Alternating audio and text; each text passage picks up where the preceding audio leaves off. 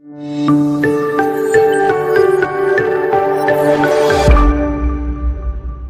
pinggiran. Beliau ini dilahirkan di pinggiran kota Tarim, terletak di satu desa namanya Desa Subair. Ya. Kemudian sudah jelas ayahandanya bernama Habib Alwi. Habib Alwi bin Muhammad bin Ahmad Al-Haddad.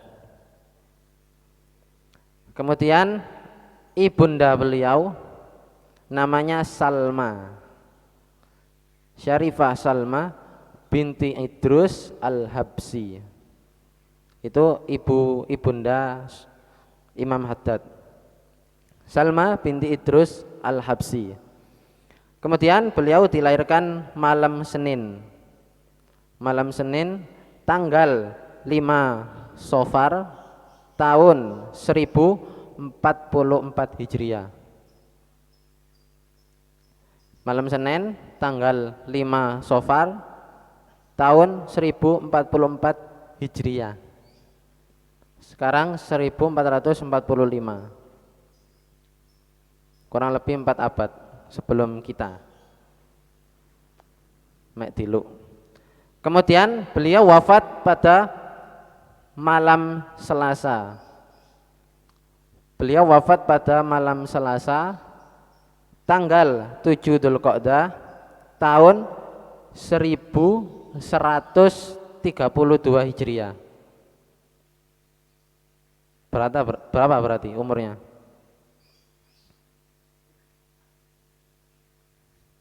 Lahirnya 5 Safar 1044 Hijriah, kemudian wafatnya 7 Dzulqa'dah 1132 Hijriah.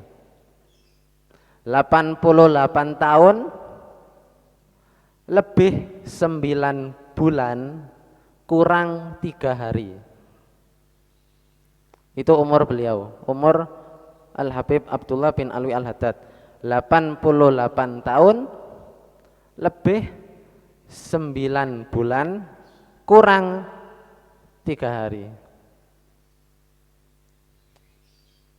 Kurang 3 hari karena tanggal 5 wafat tanggal 5 lahir bulan 5, tanggal 5 wafat tanggal 7, kurang 3 hari.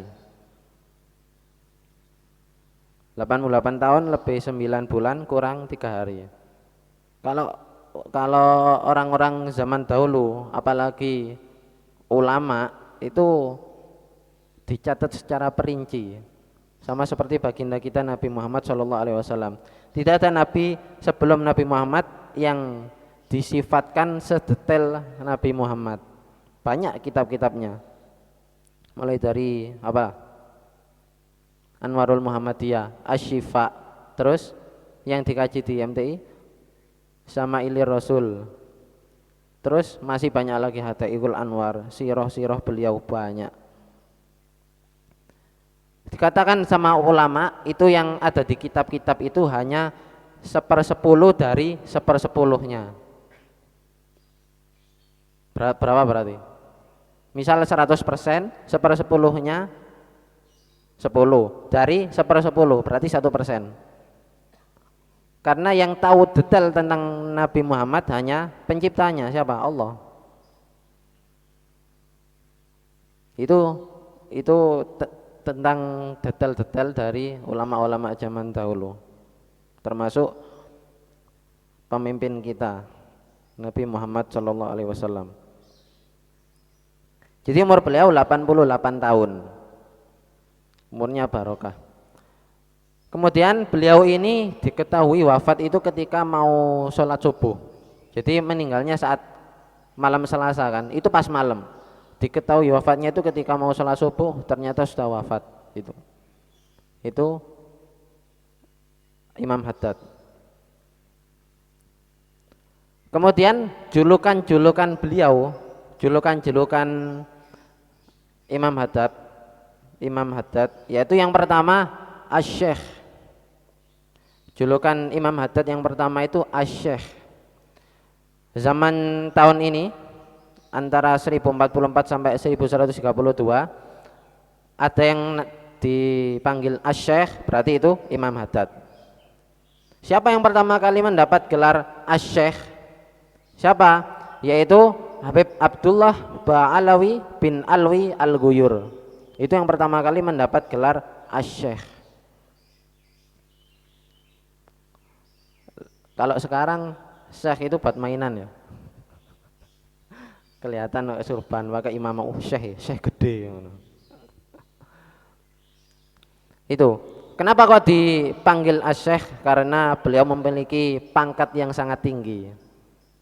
Jelas, Imam Haddad punya pangkat yang sangat tinggi. Kemudian beliau juga punya julukan Habib. Pasti dipanggil Habib. Kemudian pertanyaannya, siapa yang pertama kali dipanggil Habib? Yaitu guru beliau. Siapa guru beliau? Sahibur Ratib juga. Siapa? Habib Umar bin Abdurrahman Al-Attas. Itu guru beliau, gurunya Imam Haddad. Habib Umar bin Abdurrahman Al-Attas. Itu guru beliau. Dan beliau adalah yang pertama kali mendapat julukan Habib. Kenapa kok dijuluki Habib? Karena beliau dakwahnya, uslub dakwahnya terkenal lemah lembut hingga menjadi mahbub, hingga disingkat lagi menjadi Habib. Kemudian gelar yang ketiga dari Imam Haddad itu adalah Haddadil Qulub. Haddadil Qulub. Haddad itu artinya apa? Besi. Tukang pandai besi. Tapi beliau bukan tukang pandai besi sembarangan, tapi julukannya Haddadil Qulub. Apa Haddadil Qulub itu? Tukang pandai besinya hati. Artinya apa? Orang kalau datang kepada beliau yang awalnya hatinya berkarat, hilang karatnya. Artinya Haddadil Qulub ini singkatnya bisa membersihkan hati. Lewat apa? Kitab-kitabnya, nasihat-nasihatnya, syair-syairnya, gerak-geriknya, akhlak-akhlaknya beliau. Hingga orang yang datang dan dekat dengan beliau, karat hatinya menghilang. Itu Imam Haddad.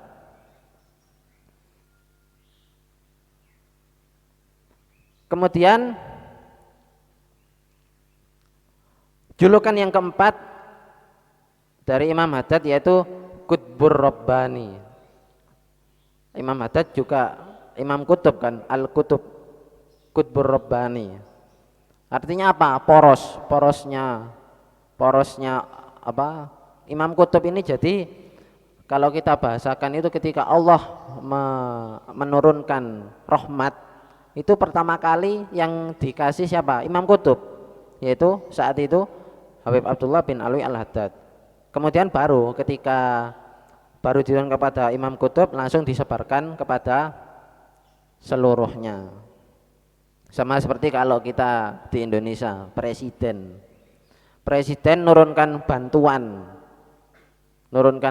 kepada rakyatnya. Mau ke Jawa Timur, artinya nurunkannya ke siapa? Gubernur. Karena Jawa Timur dipimpin oleh gubernur. Maka dana itu, misalkan dana bantuan itu dikasihkan ke gubernur, maka dari gubernur langsung disebarkan ke daerah pelosok-pelosok rakyat Jawa Timur. Sama seperti Imam Kutub. Imam Kutub ini presidennya para wali, pemimpinnya para wali. Otomatis juga mempunyai cobaan yang sangat besar. Dikatakan asadul bala ba'dal anbiya al awliya. Asadul bala ba'dal anbiya al awliya. Orang yang dapat bala yang sangat pedih itu setelah para nabi siapa? Aulia, para wali. Khususnya Imam Kutub. Jadi balaknya nggak ada apa-apanya dengan kita. Kita yang sering punya balak, musibah, sering sambatnya di status. Kena PHP, kena apa lagi dan semacamnya. Update-nya di status. Kita menggunakan sosial media itu kadang tidak sesuai fungsinya. Kadang kita kalau upload sesuatu di sosial media, kita hanya peduli siapa yang nge-like. Siapa yang nge-like? Siapa yang nge-like, tak deloki satu-satu. Arek iki. Arek iki. Tanpa kita ketahui postingan kita, pernahkah kita berpikir setiap postingan yang kita posting itu apakah postingan ini disukai Nabi? Pernah kita berpikir seperti itu? Kita posting sesuatu, apalagi dikasih sound jedak-jeduk, ya, sholawat, iya cak sholawat, tapi jedak-jeduk. Aslinya isinya bagus, sudah bagus, tapi isinya jedak-jeduk. Realita zaman sekarang. Jadi itu asadul bala badal amya al aulia. Jadi balak-balak yang kita alami itu tidak seberapa dengan beliau-beliau.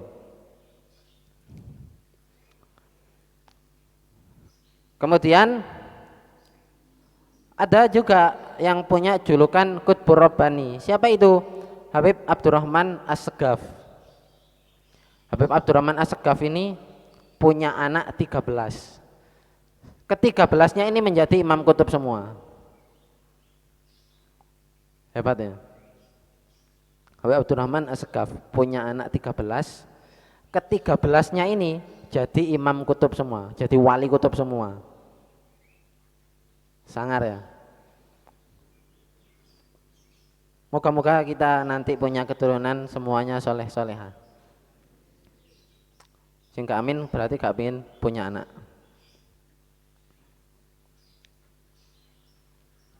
Kemudian Habib Abdurrahman As-Segaf ini punya seorang pembantu, khodam. Punya seorang, bukan khodam jin, khodam, pembantu. Pembantunya ini sangat berkah umurnya. Siapa namanya? Syekh Sa'ad bin Ali Bamat Haj. Pembantunya Habib Abdurrahman As-Segaf ini Syekh Sa'ad bin Ali Bamat Haj. Beliau ini terkenal umurnya yang sangat barokah. Artinya barokah itu umurnya panjang. Bayangkan, mulai dari Habib Abdurrahman As-Segaf, kemudian putranya yang bernama Abu Bakar As-Sakron, kemudian putranya lagi namanya Abdullah Al-Aidrus, Habib Abdullah Al-Aidrus, kemudian putranya lagi Habib Abu Bakar Al-Adni. 4 generasi beliau menjamani semua. Syekh Sa'ad bin Ali Bamat Haj menjamani 4 generasi. Saking barokahnya umur beliau. Sampai Habib Abu Bakar Al-Adni, kalau setelah cucu cicit, ya, cicitnya Habib Abdurrahman As-Segaf ini Habib Abu Bakar Al-Adni sampai berwasiat, ketika nanti saya wafat, saya punya simpenan bungkusan surban, nanti bukaan. Di dalam surban itu ada bingkisan lagi, bukaan mana? Setelah dibuka nanti di situ ada sandal. Nanti sandal itu kuburkanlah bersamaku ketika aku nanti wafat. Pertanyaannya, sandalnya siapa itu? Sandalnya saya Sa'ad ini tadi, saya Sa'ad bin Ali Bamadhat ini. Ngalap barokah sandal. Kalau kita sandal hilang bukan ngalap barokah ya. Apa? Kalau ijal berangkat ke masjid gak bawa sandal sewalu, balik-balik sandal iker, sandal yang bagus. Kadang bawa sandal bagus ke masjid, sholat gak tenang, waduh sandalku kok hilang. Padahal wis jelas, barang siapa yang beribadah kepada Allah, hartanya akan dijaga sama Allah. Berarti meragukan Allah. Ya, meragukan Allah. Ya. Pernah seperti itu. Waduh. Helmku tas tuku. tak parkiran. Sandalku tas ngerayen mari riyoyoan. Salat dijamek. Oh Akbar. Waduh langsung. Setan yang bertugas di saat seseorang sholat itu ada sendiri. Nanti setannya itu langsung bilang berberisik kepada kita, udkur kada, udkur kada, udkur kada. Ilingan iki, ilingan iki, ilingan iki. Nyata, ya kan? Kalau kalian lupa sesuatu, sholat toh, kadang-kadang langsung iling. Tapi ya jangan sholat niatnya untuk ngiling-ngiling yang lupa tadi, jangan. Gak boleh. Bahaya nanti. Berarti niatnya bukan lillahi ta'ala. Apa? Untuk barangku yang hilang. Jadi itu adalah Qutbur Rabbani. Kemudian julukan yang kelima, Imam Haddad ini punya yang saya rangkum itu cuma 8. Sebetulnya ada lebih dari 8. Semakin banyak julukan maka semakin istimewa juga beliau. Di sini ada yang banyak punya julukan, ada ya? Ada ya? Yang saya tahu kayaknya, enggak sebut merek. Tapi julukan bagus apa julukan anu ini? Julukan yang kelima, Qutbil Irsyad. Qutbil Irsyad. Irsyad artinya apa? Hah? Cerdas. Qutbil Irsyad. Qutbil Irsyad wal Bilad. Kemudian juga punya julukan yang keenam, Syekhul Islam. Punya julukan lagi yang ketujuh, Shahibir Rotib. Ya karena jelas beliau pengarang rotib yang sehari-hari kita baca. Ya, sehari-hari kita baca, ya. Ya. Insya Allah. Kemudian yang ke-8, Ghausul Ibad. Punya julukan itu.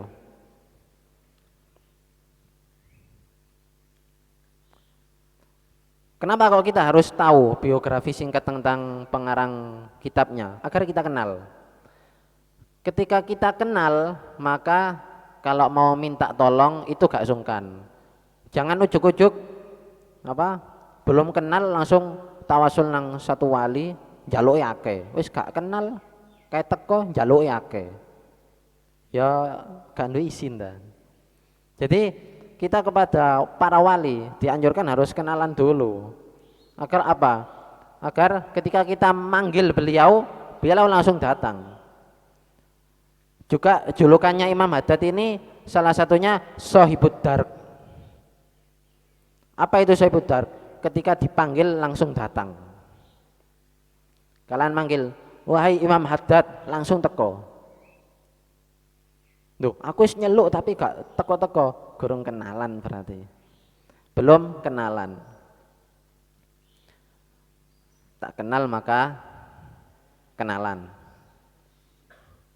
Tak kenal ya kenalan sama pengarang kitab yang kita kaji agar barokah.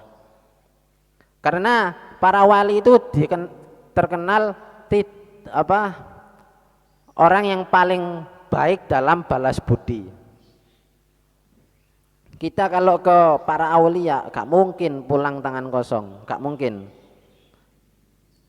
Gak mungkin kita tawasul atau kita ziarah kubur kepada guru kita Habib Alwi. Kita ziarah itu jangan hanya sekedar baca tahlil yasin tawasul, jangan, sekalian curhat.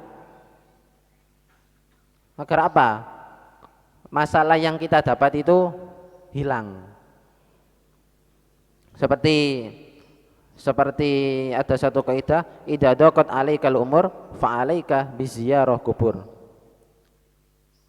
Itu kaidahnya.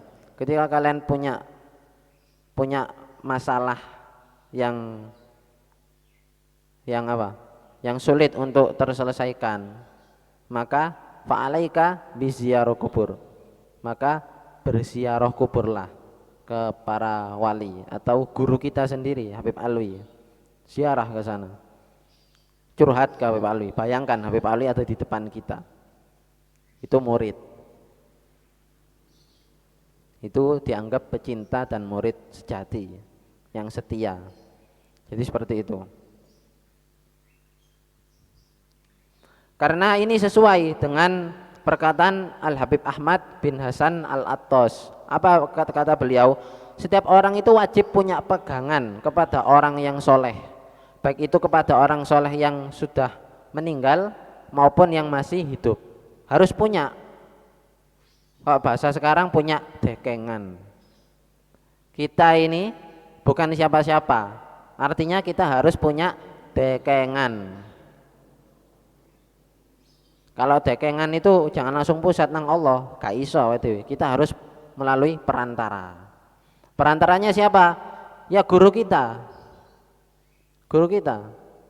Habib Asadullah, Habib Alwi. Itu perantara kita untuk kepada Allah. Gak mungkin kita tanpa perantara. Seperti aliran-aliran sesat di selain Aswaja, mereka ndak mau mengambil pendapat-pendapat ulama, gak mau. Dia kalau belajar langsung dari Quran dan hadis, gak mau ngambil pendapat dari ulama ini gak mau. Ibaratnya seperti kalian mau minum teh panas, tekok ceret, langsung di kokop, bayangno. Ya apa? Tapi kalau ada perantaranya gelas, didemno dhisik, wah itu enak. Ya, diseruput titik-titik, ya. Tapi jangan sekarang nyeruputnya. Bahaya. Dosa gede. Jadi itu biografi singkat tentang Al-Habib Abdullah bin Alwi bin Muhammad bin Ahmad Al-Haddad. Kenapa sih kok dijuluki Al-Haddad? Kenapa? Al-Haddad kembali lagi, artinya apa tadi? Tukang pandai besi. Dulu yang pertama kali mendapat julukan Al-Haddad ini Al-Habib Ahmad. Habib Abdullah bin Alwi bin Muhammad bin Ahmad Al-Haddad. Baru bin Abu Bakar bin Ahmad bin Muhammad bin Abdullah bin Ahmad Faqih, itu nanti sampai Nabi Muhammad. Dulu Habib Ahmad ini sering ke tempat pandai besi, hingga orang-orang itu kalau nyari Ahmad sopo, Ahmad Haddad itu lho sing sering di tukang pandai besi tuh. Kalau sekarang iki lho sopo iku? Ahmad sopo? Ahmad karpet sing dodol karpet ngono misalkan. Ya julukan ya seperti itu. Ahmad karpet ya elek-elek. Nah, jadi julukan itu bisa juga julukannya kita ngambil dari tempat lahir kita. Seperti Al-Habsyi. Al-Habsyi itu kan nama kota Habasyah, hingga ada Habib yang hijrah ke Habasyah, terus beliau, saya lupa namanya pertama kali siapa, beliau langsung dijuluki Al-Habsyi. Oh, Habib sing di kota Habasyah itu lho sapa? Oh, Habsyi wis. Al-Habsyi. Jadi seperti itu. Itu singkatnya tentang biografinya pengarang kitab yang kita kaji ini, Al-Habib Abdullah bin Alwi Al-Haddad. Kita langsung masuk di pembahasan Fasal Arbaun, yaitu bab ke-40. Bab ke-40 ini kita langsung disajikan cerita-cerita menarik yang wajib kita teladani. Kisah-kisah zuhud para salaf kita.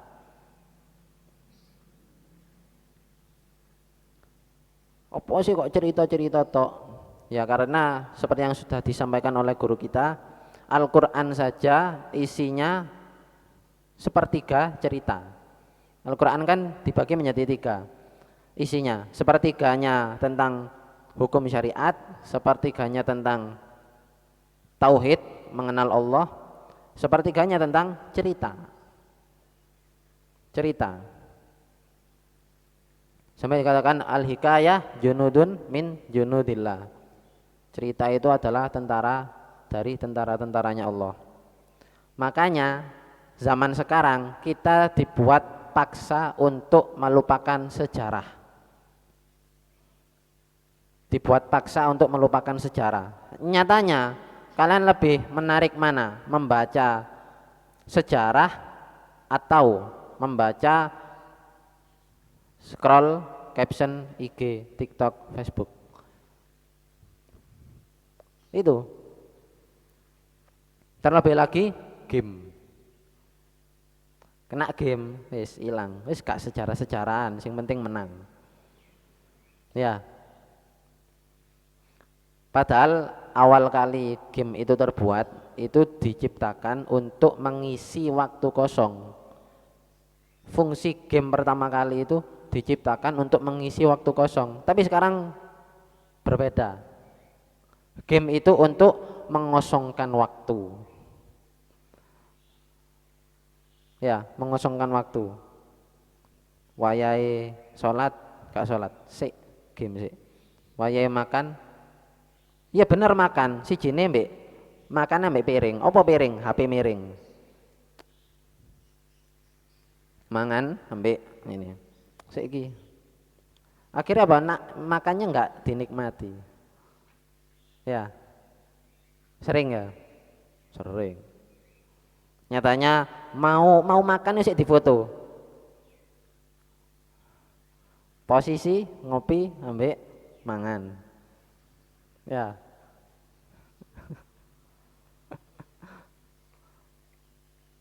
Itu realita kita. Kemudian di bab ke-40 ini kita langsung disajikan tentang seseorang yang dijuluki afdolun nas ba'dal anbiya, paling afdolnya manusia setelah para nabi. Siapa itu? Sayyidina Abu Bakar As-Siddiq. Siapa nama aslinya?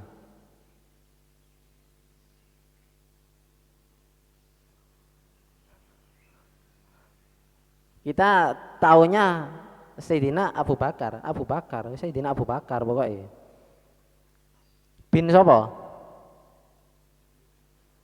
Siapa nama ayahnya?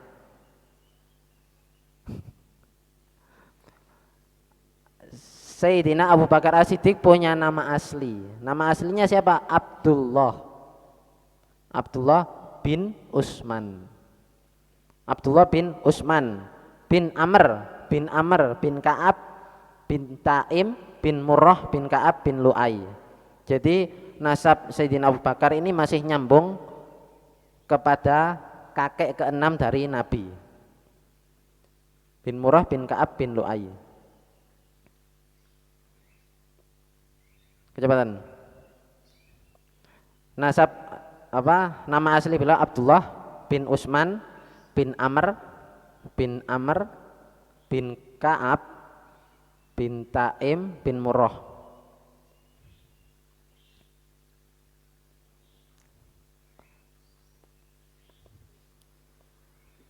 Itu artinya nama ayah dari Sayyidina Abu Bakar itu seperti yang biasa kita kenal, namanya Abu Kuhafa. Abu Kuhafa itu kunyah apa lakob?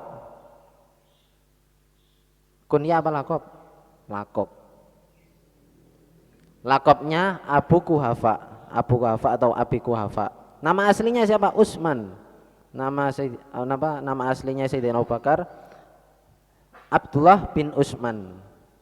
Artinya ayahnya namanya Utsman, yang punya lakob yang masyhur Abu Kuhafa atau Abi Kuhafa. Siapa ibunya? Ibunya namanya sama seperti Imam Haddad. Siapa namanya? Salma binti Sakhr.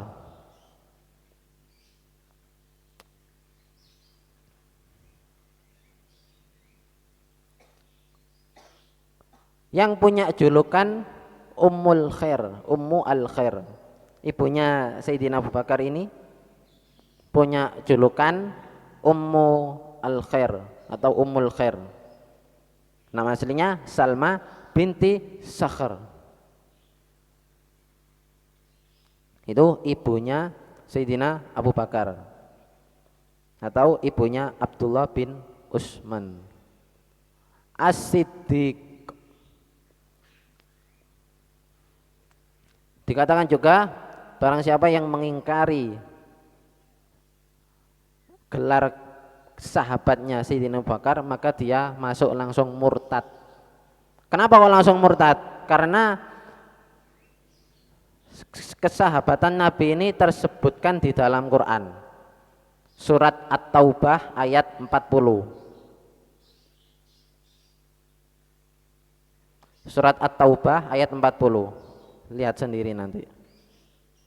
Nanti ada id yaqulu li sahibihi la tahzan innallaha ma'ana. Itu yang menceritakan ketika kisahnya Sayyidina Abu Bakar sama Rasulullah dikejar kafir Quraisy, kemudian bersembunyi di gua. Setelah bersembunyi di gua, kemudian ketika Rasulullah tertidur, ada ular yang mau menggigit Nabi. Kemudian yang menutup lubang ular itu siapa? Sayyidina Abu Bakar. La tahzan innallaha ma'ana. Itu id yaqulu li sahibihi, maksudnya li sahibihi kepada sahabatnya. Siapa sahabatnya itu yang dimaksud? Sayyidina Abu Bakar.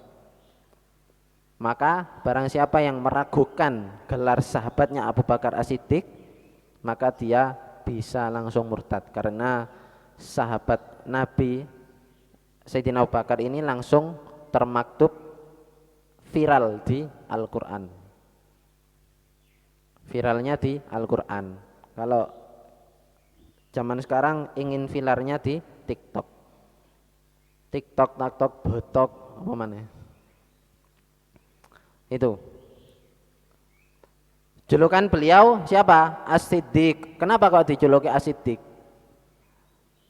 Karena orang yang pertama kali membenarkan Rasulullah ketika Isra Mi'raj. Itu kisahnya awalnya Rasulullah bilang ke Abu Jahal, menceritakan kisahnya Isra Mi'raj itu dari mana? Dari Mekah atau Madinah? Hah? Mekah, untuk Madinah? Bukan. Dari Mekah ke Masjidil Aqsa, dari Masjidil Aqsa ke Sidratul Muntaha dalam semalam. Diceritakan kepada Abu Jahal. Langsung Abu Jahal, oh iki kok iso ana wong kaya ngene dalam semalam, gak masuk akal. Oh iki cocok iki, tak hasut ae Abu Bakar. Abu Jahal langsung ke Abu Bakar ketika baru mendapat informasi dari Nabi. Abu Jahal langsung ke Abu Bakar bilang, Abu Bakar, kamu masuk percaya Nabi mang bengi mari Isra Mi'raj, mari ke Masjid Aqsa terus indalung ta? Gak masuk akal. Apa katanya Sayyidina Abu Bakar? Langsung, kalau itu dari Nabi saya percaya. Maka apa yang dikatakan Abu Jahal? Wah, percuma ngomong nang awakmu, podo dene. Tapi menurut Abu Jahal lo ya. Abu Jahal ini yang bilang, bukan saya. Saya hanya menceritakan ulang. Abu Jahal bilang, oh Nabi ambek pengikuti podo ae. Padahal ini nyata ini. Padahal nyata. Itu punya gelar As-Siddiq karena Abu Bakar yang pertama kali membenarkan perjalanan Isra Mi'rajnya Nabi Muhammad. Kemudian Abu Bakar ini juga dikasih julukan sama Nabi berupa Atik. Sebagaimana di dalam hadis beliau, anta atikullah minan nar. Engkau maksudnya engkau wahai Abu Bakar, engkau ini sama Allah diselamatkan dari neraka. Atik, selamat dari neraka, diselamatkan oleh Allah dari neraka. Itu julukannya Sayyidina Abu Bakar.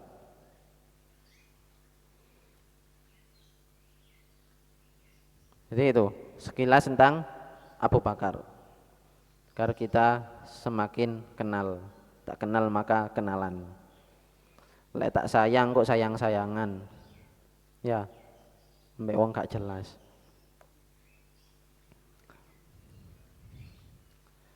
Di sini diterangkan Ruwiya anna Abu Bakar As-Siddiq radhiyallahu anhu kana idza tanaffas yasummu minhu raiha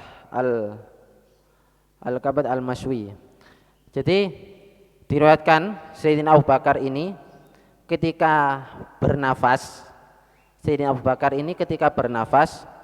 dia ini yasummu, tercium dari Sayyidina Abu Bakar ini aroma atau bau hati yang terbakar, maswi, yang hati yang terpanggang. Arti aslinya kena panggang. Maswi ini kalau di muhawarah lahmul maswi itu daging panggang. Di sini aroma hati atau daging yang terbakar atau terpanggang. Hebat ya. Sayyidina Abu Bakar ketika bernafas tercium dari aroma nafasnya itu tercium daging yang terbakar, daging panggang. Kenapa kok bisa seperti itu? Ada 3 sebab. Kenapa kok bisa seperti itu? Ada 3 sebab. Di sini disebutkan. Yang pertama, fakil, maka dikatakan inna dzalik, sesungguhnya hal itu tercium aroma daging panggang atau hati yang terbakar karena apa? Min syiddati khaufihi minallahi ta'ala. Sebab pertama ada yang mengatakan karena saking takutnya kepada Allah Subhanahu wa ta'ala. Itu sebab yang pertama. Sebab yang pertama kenapa tercium aroma daging terbakar, karena saking takutnya kepada Allah sampai-sampai jeruani Sayyidina Abu Bakar itu terbakar, saking panasnya terbakar. Itu sebab pertama. Ada yang mengatakan sebab pertama itu. Kemudian sebab yang kedua, wakil, dan dikatakan min kamli wa husnihi ala Rasulillah sallallahu alaihi wasallam ba'da wafatihi. Karena beliau ini menahan rasa sedih yang sangat itu ketika Rasulullah wafat. Jadi ketika Rasulullah wafat, Sayyidina Abu Bakar ini menahan sedih. Menahan sedihnya ini tak tanggung-tanggung selama 2 tahun. Dan umurnya Nabi sama Sayyidina Abu Bakar ini sama. Ketika Nabi dilahirkan tahun gajah, Sayyidina Abu Bakar dilahirkan 2 tahun setelah tahun gajah. Artinya Nabi sama Sayyidina Abu Bakar selisih 2 tahun. Ada juga yang selisih 2 tahun sama Nabi, artinya lebih tua. Itu pamannya. Siapa pamannya? Bukan Abu Jahal.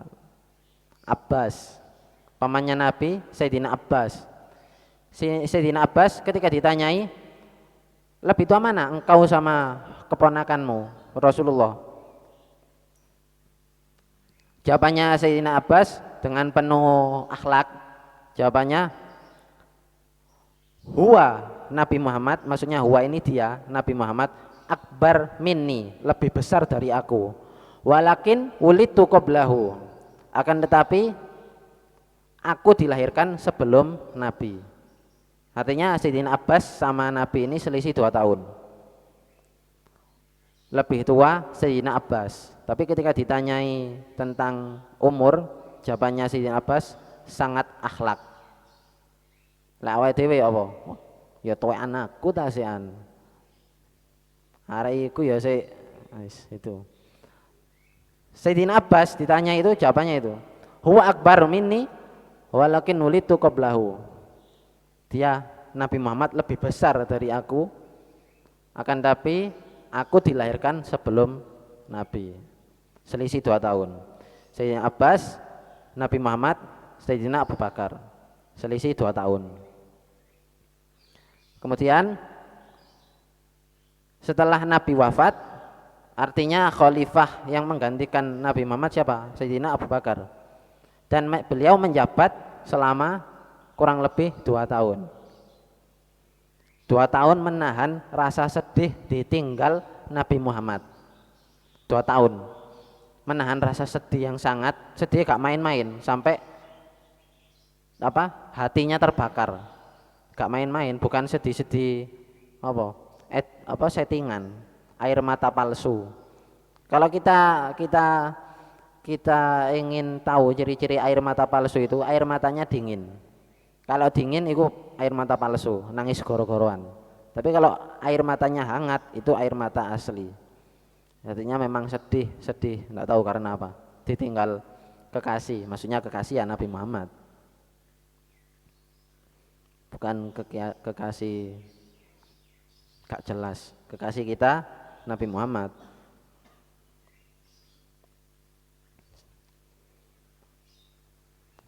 Sampai dikatakan di Imam Habib Ali bin Muhammad Al-Habsyi di dalam Simtud Durar, saya tidak mau masuk surga karena keindahannya, akan tetapi saya ingin masuk surga karena disitulah kekasihku berada.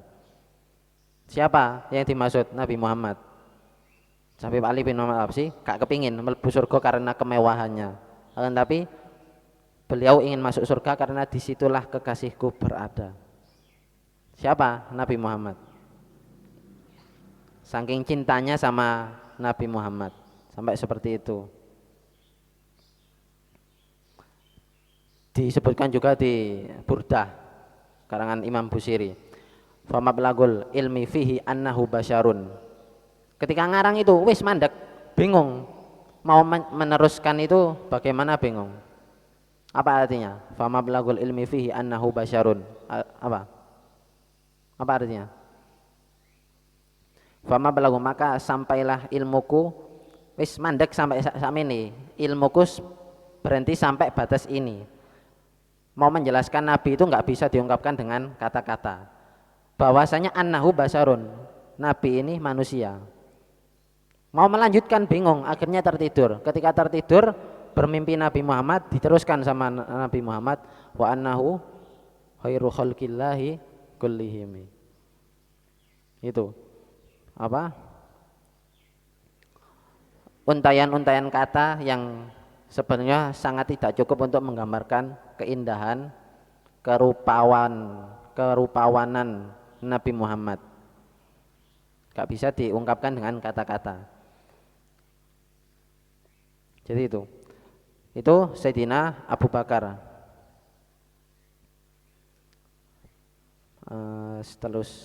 Ini sebab yang kedua itu ya, karena Sayyidina Abu Bakar menahan kesedihannya ketika Nabi wafat atau ya wafat.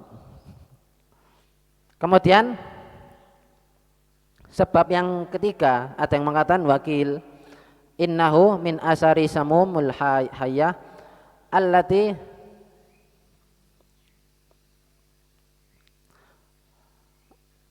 lidghatihi lailatul ghar hina alqam qadamaul hujrah syafaqa ala Rasulillah sallallahu alaihi wasallam. Sebab yang ketiga itu dikatakan karena bekas samum, racun ular yang menggigit ketika di malam di Gua Hira, hingga kakinya Sayyidina Abu Bakar diletakkan untuk menutupi lubang-lubang ular, hingga ularnya menggigit kakinya Sayyidina Abu Bakar. Itu sebab yang ketiga, ada yang mengatakan karena hatinya terbakar karena bekas racun dari ular. Kalau kita bahas ular gurun pasir itu racunnya sangat mematikan daripada ular-ular di sekitar sini. Gak ada apa-apanya sama ular Indonesia, gak ada apa-apanya. Ular yang sangat mematikan itu bisanya ular gurun, ular padang pasir.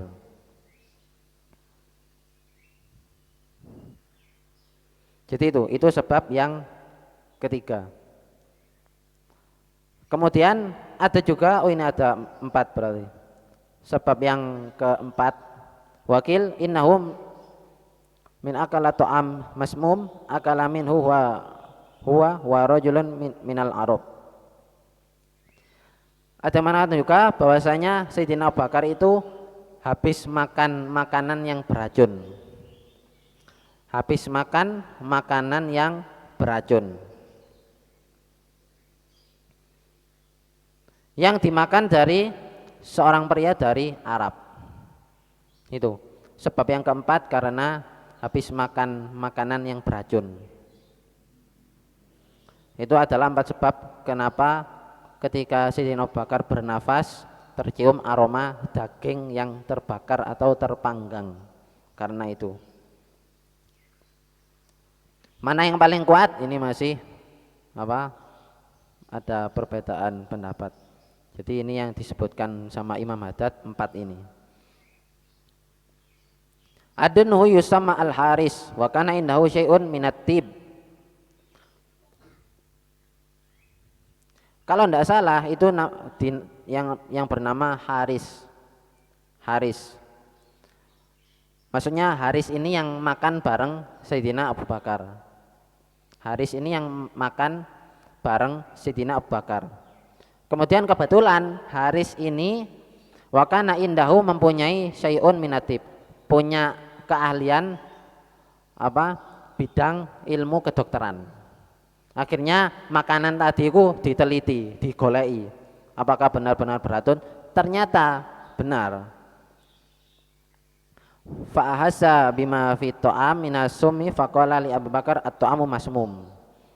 Maka Al-Haris Sayyidina Haris itu tadi merasa bahwasanya di dalam makanan itu ada racun. Maka beliau berkata kepada Abu Bakar bahwasanya makanan ini beracun.